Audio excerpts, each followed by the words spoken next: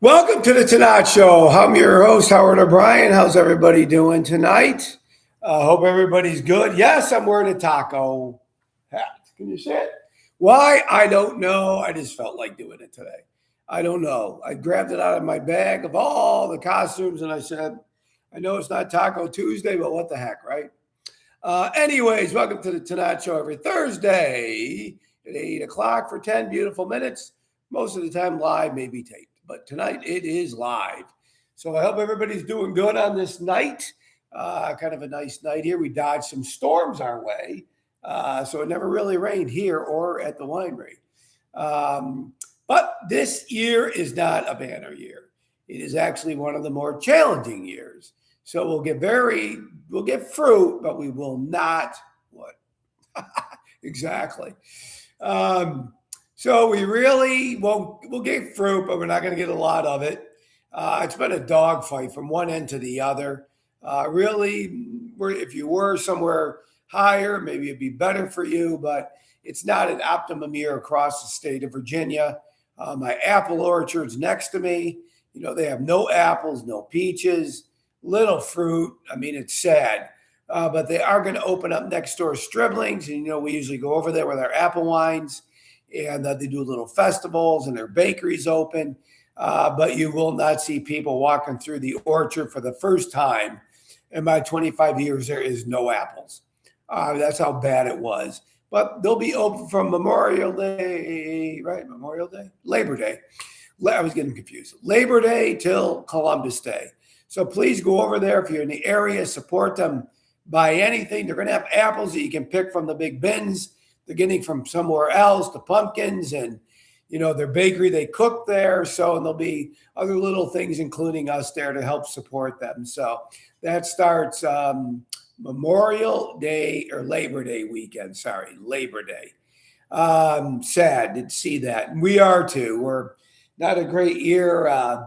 Just a lot of things really came into play this year. But anyways, it's called Mother Nature, nothing we can do. So that's kind of what's going on now. We are getting ready for harvest. We're not there yet. Still taking care of the vineyard. But really, harvest is right around the corner. But one thing that is the good thing this year, it is a drastic difference in spotted lanternflies.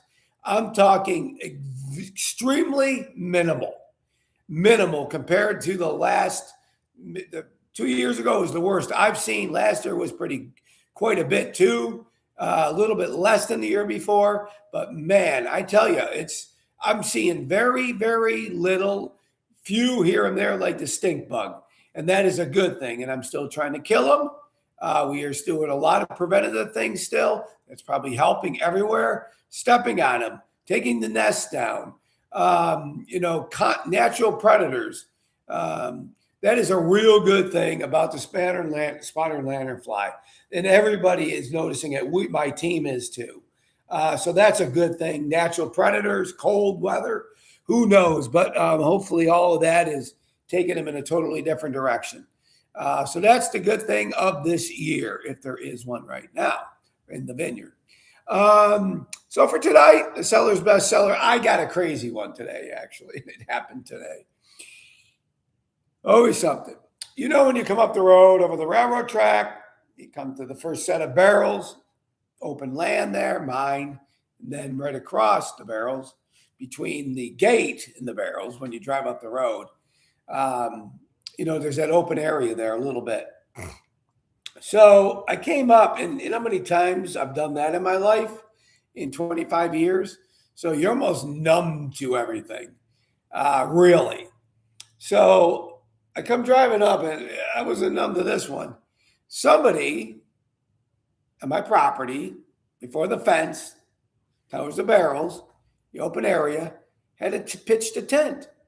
Now, my vineyard team normally is there with my winemaker early in the morning, but they went to the other sites earlier to take care of them with hedging and all those things that we do in the vineyard, viticulturally, hedge them, leaf pulling, just to get ready for harvest, because those are the two sites that are going to get most of the fruit. So they're really taking care of them. Can't really spray too much right now because of the season. So they didn't come, and they normally do. They take the chain down that I have there, and sometimes they leave the gate open for me, and they know I'm coming on Thursday, Friday, Saturday, Sunday, and Monday, or Tuesday and Wednesday by appointment or something I got to do there. So I came up, and there's a chain that hangs from one barrel to another, and it says closed. So I took it down. It was pretty close to there, but a little bit further over. So I pull up. I couldn't figure it out. So I called my team and said, hey, did you guys pitch a 10 here for some reason? And they said, no. And I said, okay. And I didn't really want to go to the tent, to be honest with you. So I beeped the horn a couple times, and nobody came out. I beeped it a couple more times. So I called Nick and my team and said, what should we do? What should I do? And they said, yeah, I don't blame you for not going over there. So I yelled and put the window down. Now I got a few things in my vehicle to protect me. But I certainly don't want to, show force in that way.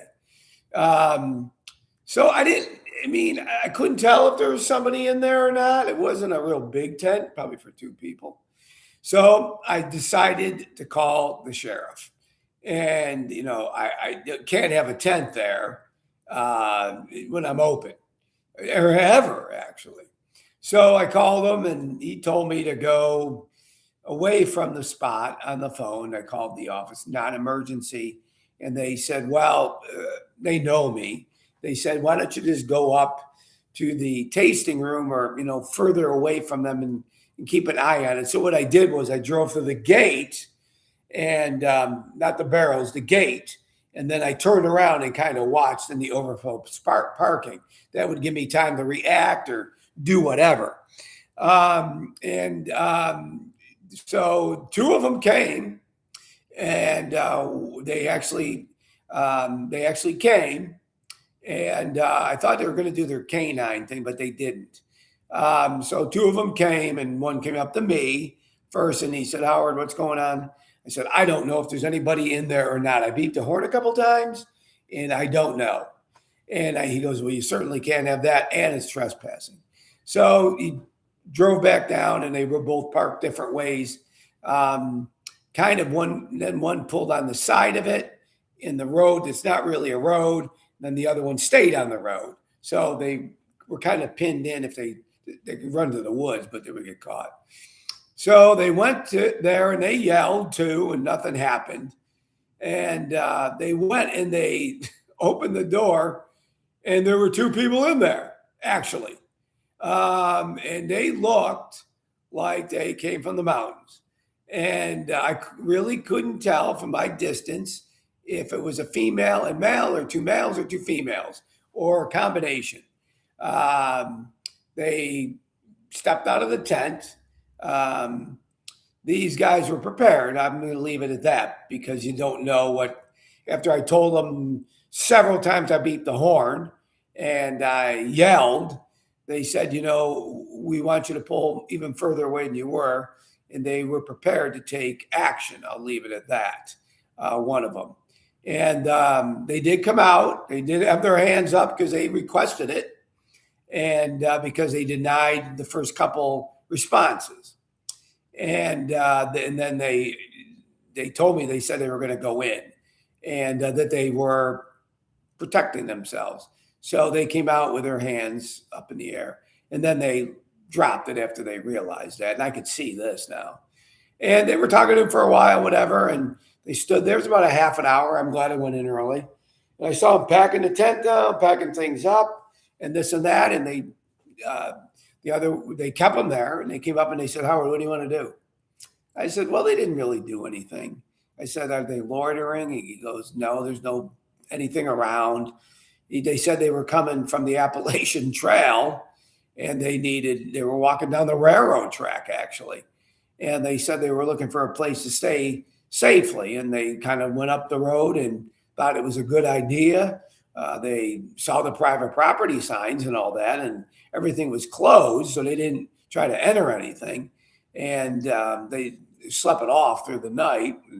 And he goes, they seem kind of normal, I guess. Probably not normal in general, but normal. And I said, no, I don't want to do anything. What they said they're going to go? They said they're just going to keep going hiking back wherever they live. And he said they live somewhere in Ohio or something. So, anyways, and I got video cameras everywhere and signs, and they left, and I never seen them since, and they never came back. And they said they were just looking for a spot, and he said he said they looked honest, Howard, to be honest with you. And he goes, a little weird, I know.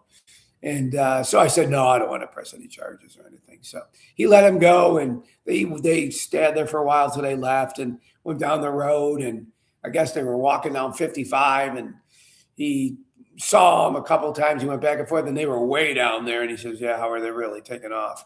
So anyways, that was my day when I went in. Little weird. Anyways, for the tasting tonight, I can't taste because I got to give blood tomorrow. So I can't, but I brought something very nicely. It is the Merlot 2020. And if you haven't had this one, it is smoking, and I've only made this twice.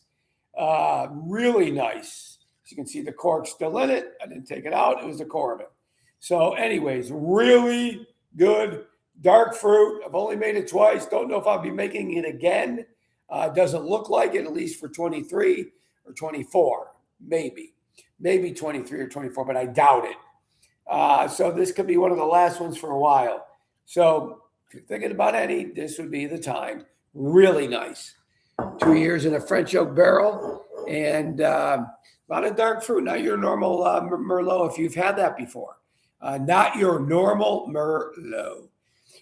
So anyways, and that's one of the first 2022s I released.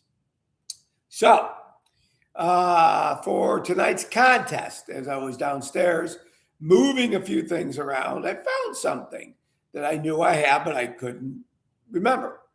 So it was one of the original Buddy's Bistro Red.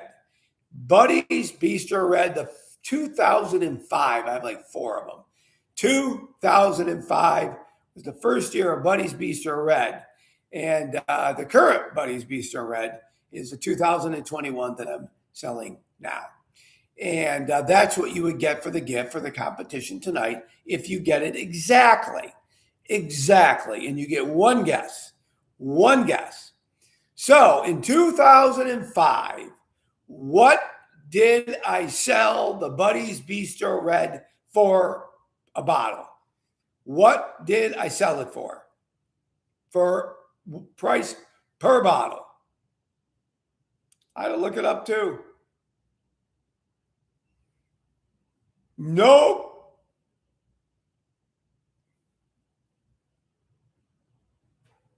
You will not find this one online. Rich Rivera, I'm embarrassed you would say that a little. Or Karen said 17. Okay. Nope.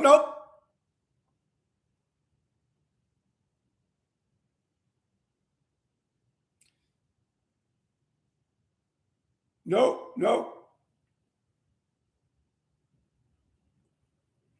Is that the only people on here tonight? Looks like it. Judy is not. She's taking care of some stuff. I know a few other people are traveling. Inflation. A lot of inflation, man. Somebody else took a guess.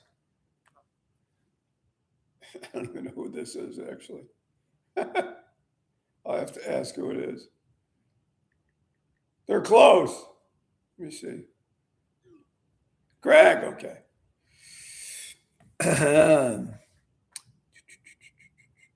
Nope. All righty. One of the only times, other than one other time, there is no winner tonight, probably because a lot of people are not either. So the bottle cost for the Buddy's Bistro Red 2005 was $27. $27. I had to tell this person no. $27. So 17, Karen. Oh my God, I'd be broke. Anyways, so it hasn't really gone that much up, really. I mean, ultimately to 2021, and that was my first year. So, I mean, think of that.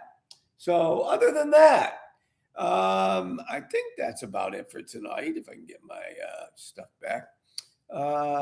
Stony Girl was close. I thought, yeah, exactly. Well, this weekend, as you know, I have a member barbecue on Saturday for free for members if you can make it. And then Sunday, I have a Vote Farm steak. And, and I have on Sunday a few spots left. Steak in Tannat. We did it before a couple of months ago. It sold out quickly. Phenomenal event. Joel, the chef, cooks from there right at our place. Phenomenal event. Steak and Tannat. So that's this Sunday. So good weekend. There's still some spots for all of it. Hope some of you can make it. I will be at both events. So let me know by text, phone, or email. Anyways, God bless and drink Tannat.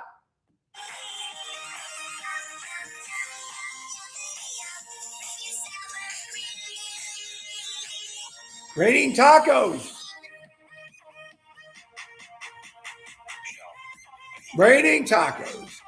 God bless. Drink Tannat. Hope to see you.